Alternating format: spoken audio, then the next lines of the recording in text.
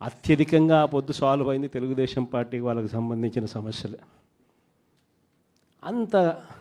అంతగా మనం కులం చూడకుండా, మతం చూడకుండా, రాజకీయాలు చూడకుండా, మనకు ఓటు వేశారా లేదా అన్నది కూడా చూడకుండా ఆ రోజుల్లో మనం పరిపాలన అందిస్తే ఈరోజు చూస్తే ఎలాంటి పరిస్థితులు ఉన్నాయి అని అంటే, ప్రజాస్వామ్యాన్ని పట్టపగలే కూని చేస్తూ ఉన్నా కూడా ఈరోజు ఎవరు మాట్లాడలేని పరిస్థితిలో ఈరోజు పాలన సాగుతూ ఉంది.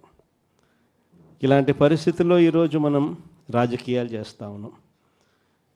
ఈరోజు మొన్ననే చూసాం తిరువూరు ఎన్నిక, ఇప్పుడు కూడా జరుగుతూ ఉంది. ఇన్ఫ్యాక్ట్ తిరువూరు ఎన్నిక చూస్తే ఆశ్చర్యం కలిగించే నెంబర్సు. ఎందుకు ఎన్నికలు చేస్తూ ఉన్నారో కూడా ఎవరికి అర్థం కాదు. అక్కడ తిరువూరు పరిస్థితి ఏమిటి అని అంటే, 17 వైఎస్ఆర్సీపీ గెలిస్తే 20లో 3 టీడీపీ.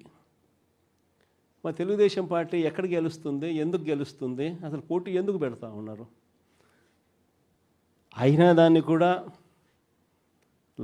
లాగేసుకోవాలి అని చెప్పి తాపత్రయంతో బలవంతం చేసి ప్రలోభాలు పెట్టి 17 మందిలో నుంచి ఒక 5 మందిని లాక్కొని చివరికి వైసీపీ 12, తెలుగుదేశం పార్టీ 8కి వచ్చినారు.